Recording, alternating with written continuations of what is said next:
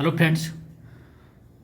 दोस्तों हम लोग यूपी टेट 2021 का सॉल्व पेपर देखेंगे। तो चलिए दोस्तों हम लोग स्टार्ट करेंगे पर्यावरण अध्ययन से, एनवायरमेंट स्टडीज से।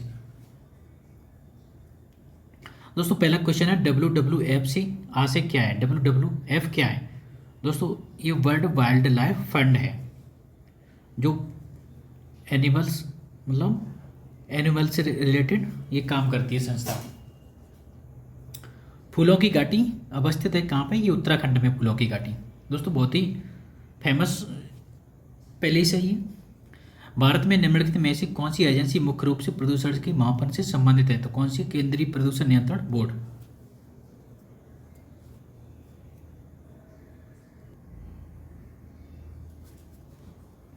दोस्तों कोटोपैक्सी एक जागृत ज्वालामुखी है जो कहाँ पे है? एंडीज पर्वत। एंडीज पर्वत कहाँ है? दक्षिण अमेरिका के पश्चिमी तटीय क्षेत्र में। तिब्बत की सांगपो नदी भारत में जानी जाती है। तिब्बत जो नदी है उसे भारत में किस नाम से जाना जाता है? ब्रह्मपुत्र नदी। सर्वाधिक जैव विविधता पाई जाती है कहाँ पे? शांति घाटी। कहाँ पे? ये केरल में।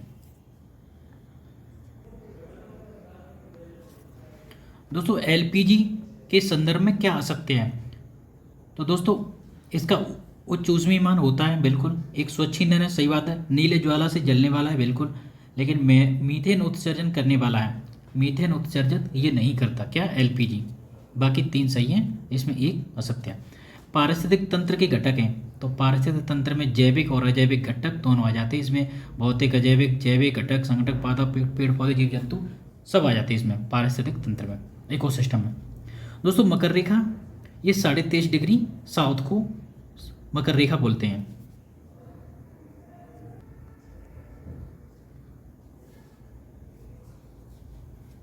इकोसिस्टम शब्द का प्रयोग सर्वप्रथम किसने किया?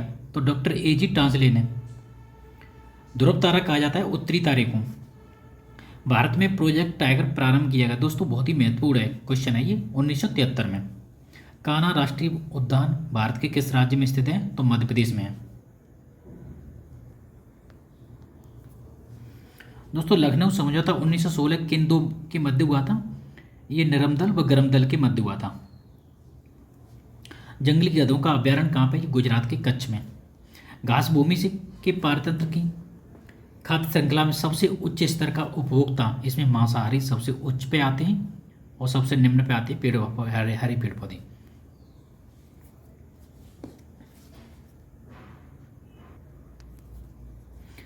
वायुमंडल का प्रमुख स्तर जो पृथ्वी के सबसे पास है, दोस्तों मुझे सब लोग जानते हैं, क्षोभमंडल होता है। भारतीय संसद द्वारा जैव विविधता अधिनियम पारित किया गया 11 दिसंबर 2002 को। कब पारित किया गया? 11 दिसंबर 2002 को। बायोडायवर्सिटी अधिनियम। निम्नलिखित में कौन सी कृषि करने की प्रक्रिया पर्यावरण संरक्षण में सहायक है? तो ये है जैविक खेती। कौन सी है? जैविक खेती। कहाँ पे पाई जाती है जी? सबसे ज़्यादा भारत में सिक्किम में। दोस्तों भारत का पहला राज्य जैविक राज्य सिक्किम है। अम्लीय वर्षा संबंधित है। दोस्तों अम्लीय वर्षा के लिए H2SO4 सल्फ्यूरिक एसिड जो हमारे पानी में बारिश के साथ आता है उसे हम अम्लीय वर्षा बोलते हैं। कार्बन डेटिंग संदर्भित करता है, मतलब कहता है कि कार्बन डेटिंग कहाँ यूज किया जाता है? तो कहा जाए तो प्राचीन स्थलों में मौजूद हड्डियों या सामग्रियों की आय मापने में कार्बन डेटिंग पद्धति का इस्तेमाल किया जाता है।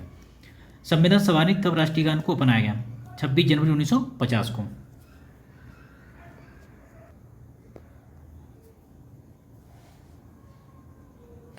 दोस्तों बायोमैग्निफिकेशन क्या है? बायोमैग्निफिकेशन समय के साथ ऊतक में विषैली पदार्थ की बढ़ती सांद्रता, उसे हम कहते हैं बायोमैग्निफिकेशन। निम्नलिखित में से कौन सा जैवमंडल का अजैविक घटक नहीं है? मतलब नहीं है तो कवक नहीं है। प्रोटीन, मृदा, फास्फोरस ये जैविक घटक हैं लेकिन कवक नहीं है। ग्रीन पीस इंटरनेशनल का मुख्यालय कहाँ पे? ये एम्स्टर्डम। कहाँ पे? ये नीदरलैंड में।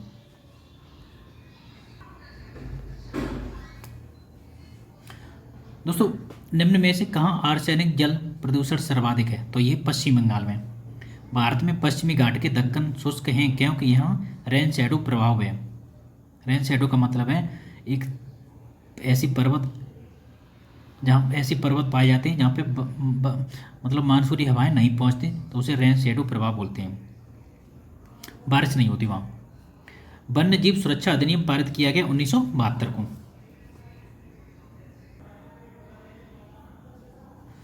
वायुमंडल की ऊपरी सीमा पर प्रति इकाई क्षेत्र में प्राप्त होने वाली सौर विकिरण कहलाती है सौरिक स्थिरांक, सोलर कांस्टेंट।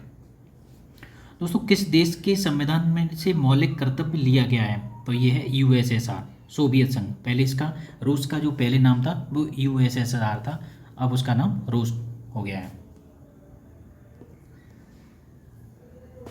दोस्तों अब हम देखेंगे बाल विकास सीडीपी। मूल प्रवृत्तियों को 14 प्रकार किसने दिया है? ये मैकडूगल ने बताया कि मूल प्रवृत्तियां के 14 प्रकार हैं। किसने बताया? मैकडूगल ने। किसी दूसरी वस्तु की अपेक्षा एक वस्तु पर चेतना का केंद्रीकरण अवधान है, मतलब उसको कौन रोकता है? तो ये कथन है डम्बेल का।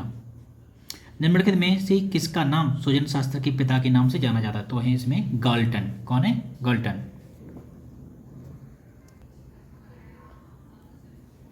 12 वर्ष से 16 वर्ष के बालक हेतु हिंदी में डॉक्टर एस जलोटा ने कौन सी परीक्षण प्रतिपादित किया? तो ये है साधारण मानसिक योग्यता परीक्षण। बुद्धि के द्विकारक सिद्धांत का प्रतिपादन किसने किया? स्पीयरमैन ने। दोस्तों द्विकारक सिद्धांत हो या एक कारक सिद्धांत हो, ये किसने दिया? स्पीयरमैन ने। ब्लूप्रिंट निम्न में से किसका महत्वपूर्ण घटक है? तो ये परीक्षा निर्माण का है। परीक्षा के लिए जो एग्जाम पेपर बनाए जाते हैं उससे रिलेटेड ब्लूप्रिंट का इस्तेमाल किया जाता है। विकास की पूर्व संक्रिया अवस्था निम्न में से किसने दिया? दोस्तों ये पियाजे ने दिया, पियाजे ने दिया है, जीन पियाजे ने। विकास की कितनी अवस्था बताई थी? 4 अवस्था। MPPI परीक्षण का उपयोग निम्न में से किसके मापन में किया जाता है? तो ये पर्सनैलिटी मतलब व्यक्तित्व। अधिगम हेतु निम्न में क्या सर्वाधिक आवश्यक है? तो दोस्तों इसमें ऑप्शन 2 दे दिए हैं। इसमें रुचि भी होती है और अभिप्रेरणा भी होती है। ठीक है दोस्तों, अगर आगे से अगर क्वेश्चन बनता है तो इसमें से एक ही होगा। ठीक है, थोड़ा ध्यान देने की जरूरत है।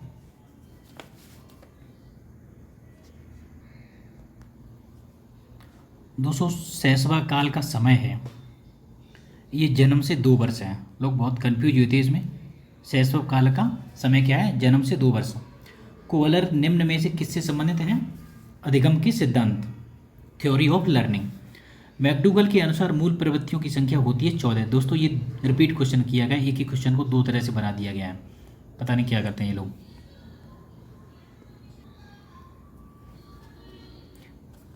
मानसिक उद्दीरण प्रतिमान का प्रयोग निम्न में से किसके शिक्षण हेतु किया जाता है? तो ये किया जाता है समस्या समाधान के लिए। निम्न में किसके प्रयोग में कुत्ता एक विषय था? मतलब कुत्ते पर प्रयोग किसने किया था? तो पावलाव ने किया था। किसने किया था? पावलाव ने। मौलिकता, नमनीयता तथा प्रवाह निम्न में से किसके घटक हैं? ये सृजनात्मकता, क्रिएटिविटी के।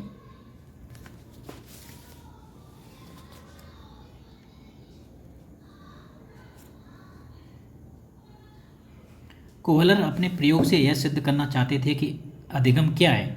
एक समग्र परिस्थिति का प्रत्यक्षीकरण है।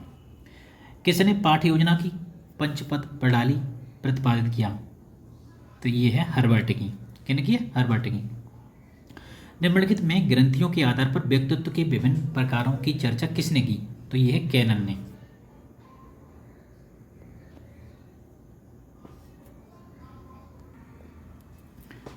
सृजनात्मकता मौलिक परिणामों को अभिव्यक्त करने की मानसिक प्रक्रिया एक है। यह कथन किसका है? क्रो एंड क्रो का। सृजनात्मकता मौलिक परिणामों को अभिव्यक्त करने की मानसिक प्रक्रिया है, यह किसका कथन है? क्रो एंड क्रो का। BF स्किनर के अनुसार बच्चों में भाषा का विकास होता है, ये अनुकरण एवं प्रबलन के फलस्वरूप। अगला क्वेश्चन है युयुत्सा है, ये मूल प्रवृत्ति है। बालकों के सामाजिक विकास को प्रभावित करने वाले तत्व हैं सामाजिक परिवेशजन। दोस्तों सामाजिक परिवेश विकास को तो सामाजिक परिवेशजन तत्व ही प्रभावित करते हैं। शारीरिक विकास का एक प्रमुख नियम निम्न में से कौन सा है? तो अनियमित विकास का नियम है। कौन सा है? अनियमित विकास का नियम। निम्नलिखित में से कौन सा विकास का सिद्धांत नहीं है? तो अनुकूलित प्रत्यावर्तन का सिद्धांत ये विकास का सिद्धांत नहीं है। विकास के परिणाम स्वरूप नवीन विशेषताएं और नवीन योग्यताएं प्रकट होती हैं। ये कथन किसका है? हरलोक का कथन है ये। पूर्व अनुभव के आधार पर संवेदना को अर्थ प्रदान करना कहलाता है प्रत्यक्षीकरण।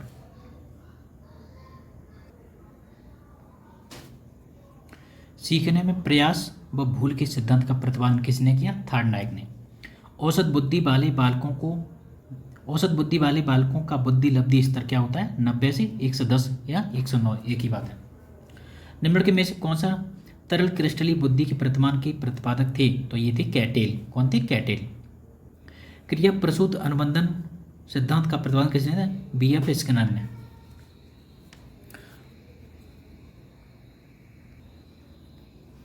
दोस्तों हम अगला टॉपिक हिंदी को देखेंगे। निम्न में से किस शब्द की वर्तनी सही है? तो सही है इसमें पहला है अनुगृहीत।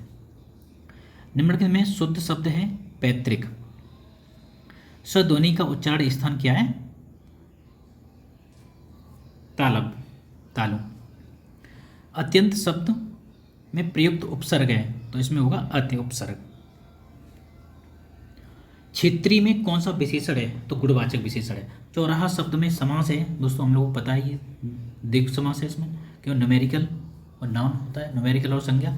निम्नलिखित में मौखिक अभिव्यक्ति का रूप क्या है? तो दोस्तों मौखिक अभिव्यक्ति जिसको हम बोल के अभिव्यक्त करते हैं तो होता है आशु भाषण, मतलब जो डायरेक्ट हम भाषण देते बोल के। हिंदी भाषा की बोलियां हैं तो कितनी? 18 बोलियां हैं।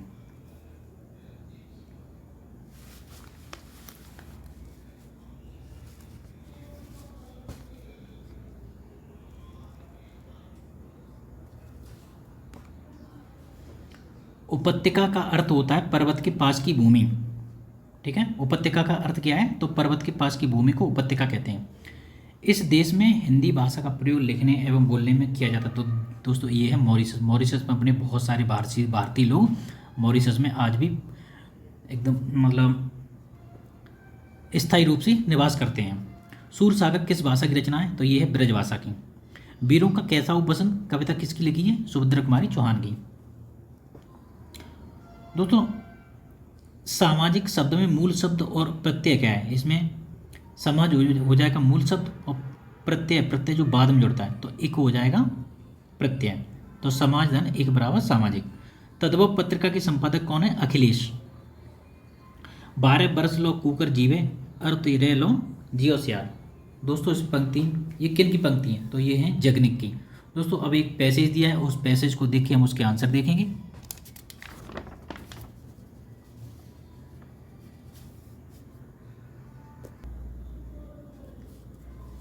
दोस्तों ये पैसेज से क्वेश्चन है। तो अंगा का उच्चारण स्थान होता है नासिक है, हम लोग जानते हैं ये अंगा का उच्चारण स्थान होता है वो नासिक है। 4 गज मलमल में कौन सा विशेषण है? तो परिमाण बोधक है। क्यों? क्योंकि इसमें 4 न्यूमेरिकल शब्द आया है। समास का विलोम होता है व्यास। शून्य शब्द का तत्सम रूप है तो शून्य। आंख की किरकिरी होने का अर्थ है अप्रिय लगना।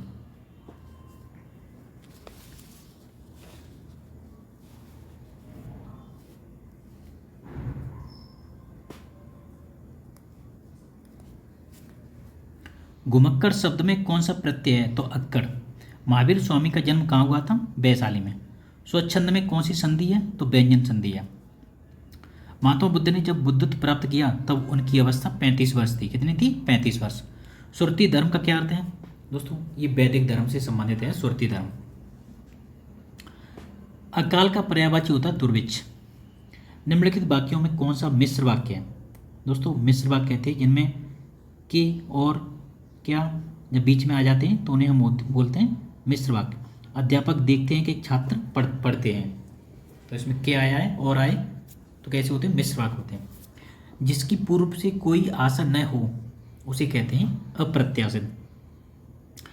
मुझसे उठा नहीं गया, इसमें भाववाचक शब्द है, भाववाचक वाच्य। कौन सा है? भाववाचक। निष्कपट शब्द का संधि विच्छेद करने पर निधन कपट बराबर हो जाएगा निष्कपट। दोस्तों हम लोग संस्कृत देखेंगे, संस्कृत के सिर्फ हम आंसर देखेंगे। ठीक है, तो संस्कृत में 79 की संस्कृत संख्या नहीं है। देखो, 79, नवसप्तति, एकोनशीति, ये कैसी हैं? ये उनकी 79 की संस्कृत में इनको बोला जाता है, ठीक है। लेकिन एकोनसप्तति ये इसकी 79 की संस्कृत नहीं है, ठीक है। दिन भर में पाठ पढ़ा, इस वाक्य का अनुवाद है दिनेन पाठे पठते। उपकृष्णम में कौन सा समास है? तो अव्ययी भाव समास है, क्योंकि उप इसमें अव्ययी समास की परिभाषा होती है। जिस समास में पहला पद उपसर्ग हो तो उसे हम बोलते हैं अव्ययी भाव समास। 32 संख्या के लिए संस्कृत शब्द है द्वात्रिंशत्। पत्य शब्द का सप्तमी एकवचन रूप होगा पत्यों। दोस्तों, ये पैसेज से क्वेश्चन है। शिव पदस्य अन्यार्थ कहे, इसमें श्रृंगाल होगा। गतखंडे क्या प्रश्न पृच्छति, तो इसमें होगा लक्ष्मियां। कयो संलाप सर्वेशाम मंगलाय भवतु। दोस्तों, इसका आंसर है लक्ष्मी पार्वती। जब हम इसका पैसेज पढ़ेंगे तो इसमें हम इन क्वेश्चन को आसानी से छांट सकते हैं। निम्न में से इनमें से कौन प्रत्याहार नहीं है? तो प्रत्याहार इसमें ये थोड़ा कंफ्यूज मुझे सही नहीं लग रहा है दोस्तों, तो इसमें शायद पहला होगा। हम देख लेंगे एक बार को उसके बाद में, ठीक है।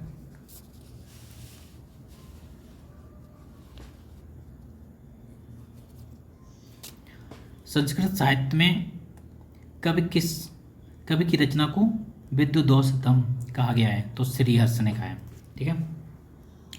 मैं ऐसा मानता हूँ का अनुवाद अगर संस्कृत में करेंगे तो क्या होगा? अहम एवं मन्ये।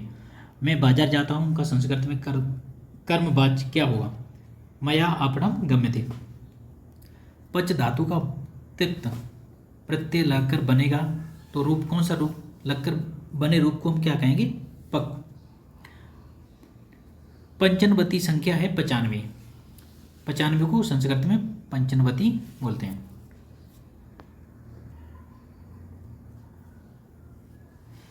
अव्यय शब्द समूह है सर्वत्र अधुना ऊपर है।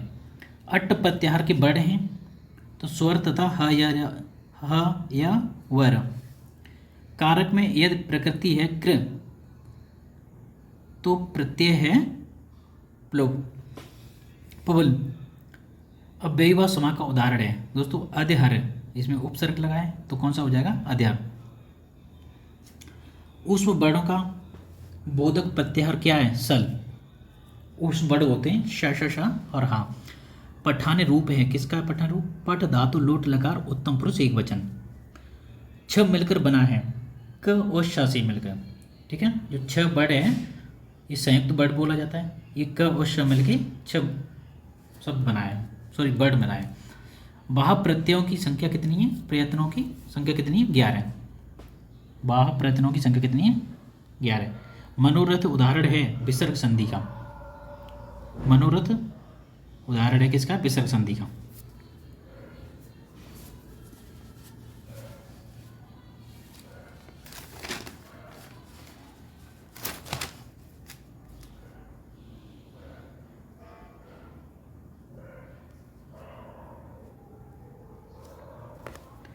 निम्न में कौन चतुर्विंशत सहस्त्री संहिता के नाम से विख्यात है? दोस्तों, रामायण जब 24,000 श्लोक हो गए थे तब उसे चतुर्विंशत सहस्त्री संहिता के नाम से जाना गया रामायण को। इनमें से कौन संयुक्त व्यंजन है? तो ज्ञा है। शिशु मोदकाय रोदिति उदाहरण, इसका उदाहरण क्या है? तदर्थी चतुर्थी वाच्य का। उच्चय उदाहरण है किसका है? अलिंग का। दान के कर्म के द्वारा कर्ता को संतुष्ट करने वाला संप्रदान कारक का सूत्र कर्मणा यम अभिप्रैति सह संप्रदानम। अंतस्थ स्वर्ण हैं, अंतस्थ को बोलते हैं यार अलावा, उनको बोलते हैं यड़। क्या बोलते हैं? यड़, यार अलावा। मुझे संस्कृत अच्छी लगती है, इसका संस्कृत अनुवाद करेंगे तो ये हो जाएगा मयाम संस्कृतम रोचते। दोस्तों, थोड़ा सा कन्फ्यूजन है इसमें, इस क्वेश्चन में, ठीक है दोस्तों। अगर थोड़ा सा आप लोग थोड़ा सा इसको देख लीजिए एक बार। दोस्तों, हम लोग मैथ के पार्ट को देखेंगे। दोस्तों, मैथ थोड़ा सा ध्यान देने की ज़रूरत है। मेरा मैथ उतना अच्छा नहीं, लेकिन फिर हम कोशिश करते हैं। दोस्तों, 10⁻³ बराबर 125 हो तो 10⁻² का मान क्या होगा? तो इसको हम सॉल्व करके देखें तो 1/25 आंसर इसका हो जाएगा। दोस्तों 16,075 को किसी संख्या से भाग देने पर भागफल 167 तथा शेषफल 43 प्राप्त होता है, तो भाजक क्या हुआ? इसको हम करके देखेंगे तो 96 इसका आंसर आएगा।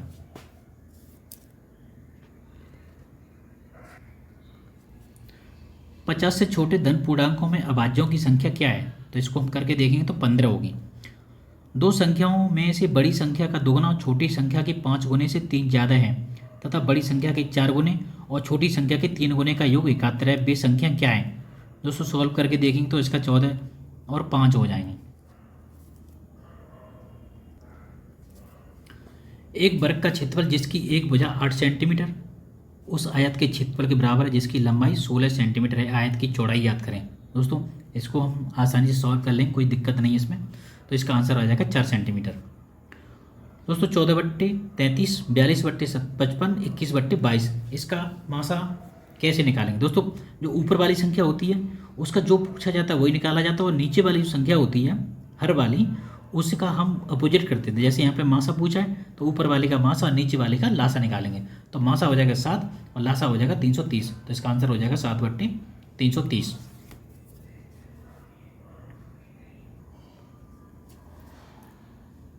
दोस्तों अगला क्वेश्चन है 7 + 2√10 का वर्गमूल होगा 2 + √5। दोस्तों ये मुझे क्वेश्चन मुझे करना नहीं आता मुझे, ठीक है, आप लोग देख लेंगे इसको। एक वर्ग और एक समबाहु त्रिभुज की भुजा उभयनिष्ठ है। यदि त्रिभुज की एक भुजा 4/3 सेंटीमीटर लंबी है तो इस आकृति का परिमाप क्या हुआ? तो इसका 6 से ही 2/3 सेंटीमीटर हो जाएगा।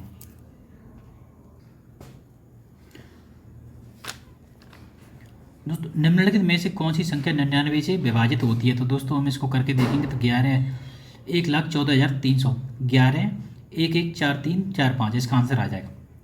पाई संख्या क्या है? पाई एक अपरिमेय संख्या है, और अगर इसका 22/7 पूछे तो ये परिमेय संख्या होती है 22/7, और पाई संख्या क्या है? अपरिमेय संख्या। यदि किसी वस्तु का क्रय मूल्य उसके विक्रय मूल्य का 3/2 है तो लाभ क्या होगा? लाभ या हानि क्या होगा? दोस्तों इसका क्रय मूल्य अगर 3 रुपया है और विक्रय मूल्य क्या है? 2 रुपया, यही होता है इसमें। 3 क्रय मूल्य और विक्रय मूल्य 2 रुपया, तो इसका अंतर करेंगे तो हम क्रय मूल्य, तो मुझे पता है इसमें निश्चित रूप से हानि होगी। तो हानि में 2 तो ऑप्शन कट गए, एक ही ऑप्शन बचा है इसमें 2। तो इसको हम करके देखेंगे 33 से 1/3 हो जाएगा।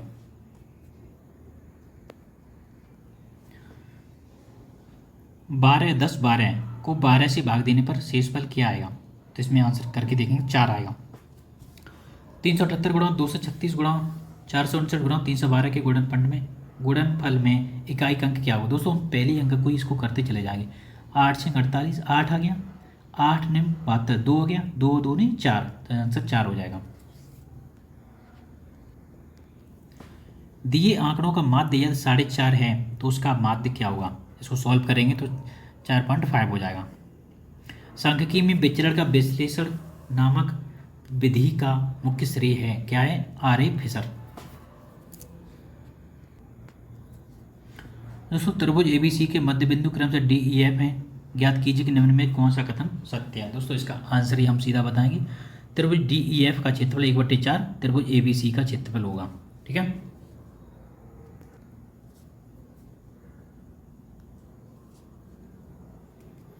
दोस्तों यदि किसी दिए आंकड़े का समांतर माध्य A, ज्यामितीय माध्य G तथा हरात्मक माध्य H है तो इसका हम ये चौथा ऑप्शन इसमें हो जाएगा AGH। यदि दो संख्याओं का अंतर तथा गुणनफल क्रम से 5 तथा 36 हो तो उनके व्युत्क्रमों का अंतर हो जाए। बड़ी आसानी से हो जाएगा, इसका आंसर आ जाएगा 5/36।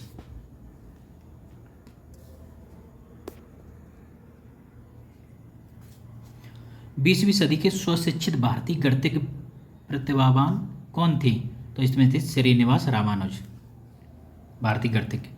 किसी कमरे की चारों दीवारों का क्षेत्रफल 660 वर्ग मीटर है तथा लंबाई उसकी चौड़ाई की दुगनी है। यदि कमरे की ऊंचाई 11 मीटर तो उसकी छत का क्षेत्रफल क्या होगा? 200 वर्ग मीटर आ जाए। हम लोग करके देख लेंगे। यदि A/3 B/4 C/7 हो तो A + B + C का मान A + B + C/C का मान क्या होगा? तो इसमें आंसर 2 आएगा। यदि 5 जनवरी 1991 को शनिवार था तो 3 मार्च 1992 को यदि 5 जनवरी 1991 को शनिवार था तो 3 मार्च 1992 को सप्ताह का कौन सा दिन होगा। दोस्तों हम 5 जनवरी से 1991 से 5 जनवरी 1992 तक के दिन निकालेंगे तो मुझे पता है 1 साल हो गई 365 दिन, और 1992 इसमें ये कौन सी ये साल है, ये लीप ईयर है। ठीक है, लीप ईयर में एक दिन बढ़ जाएगा तो इसके हम दिन जोड़ लेंगे। ठीक है, तो इसमें क्या होगा, इसमें मतलब 2 दिन एक्स्ट्रा बचेंगे, सैटरडे संडे मंडे, 2 क्यों 3 डेज बचेंगे। तो इस तरह से इसको दिन निकाल के और 7 से भाग दे देंगे, जितने दिन आएंगे उसमें 7 से भाग देंगे, जो शेष बचेंगे 3, उन 3 शेष को इस सैटरडे में जोड़ देंगे। 3 सैटरडे संडे मंडे ट्यूसडे, तो मंगलवार आएगा। अगला क्वेश्चन है 1/3 माइनस पे गाते थी -3 गाते हैं। ठीक है, इस तरह का आंसर, तो इसका आंसर 11/64 हो जाएगा। यदि अवरोही क्रम में रखे गए आंकड़ों के दोनों छोरों से प्रेक्षण हटाए जाते हैं तो केंद्रीय प्रवृत्ति का कौन से मापक प्रभावित होंगे। तो इसमें हो जाएंगे माध्य और बहुलक, मीन एंड मोड को। 5 सेंटीमीटर बाजू वाले एक घन के सभी फलकों पर रंग लगाया जाता है। यदि इसे 1 घन सेंटीमीटर वाले घनों को काटा जाता है तो 1 घन सेंटीमीटर वाले कितने घनों में केवल एक ही फलक पर रंग होगा। तो इसमें हो जाएगा 54। इसको करके देखें, बड़ा आसान है। ठीक है, पंचभुज के अंत्यकोणों का योग कितना होता है, तो 540।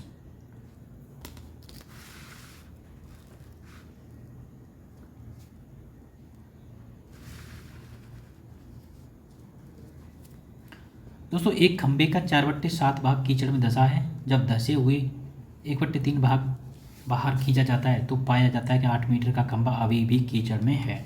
खंबे की पूरी माप क्या होगी। दोस्तों ऑप्शन से भी निकाल सकते हैं, इसको काट के घटा के ये जोड़ के, ठीक है, और ये भी जोड़ लेंगे इसको 8/1 करके। तो इसमें ऑप्शन पे देख के आप इसको आसानी से निकाल सकते हैं क्वेश्चन। अगला क्वेश्चन, लास्ट क्वेश्चन। ए और बी किसी काम को 12 दिन में करते हैं, बी और सी उसी काम को 15 दिन में करते हैं, सी और ए उसी काम को 20 दिन में करते हैं, तो अकेले उसी काम को कितने दिनों में करते हैं। तो दोस्तों इसका आंसर 30 हो जाएगा। दोस्तों ये यूपी टेट 2021 का मैंने थोड़ा पेपर सॉल्व करने की कोशिश की। अगर दोस्तों इसमें अगर किसी भी तरह की गलती हो तो माफ़ करिए, और दोस्तों इसको समझने की कोशिश करिए, और वीडियो को लाइक और सब्सक्राइब जरूर कर दीजिए। थैंक यू दोस्तों, जय हिंद।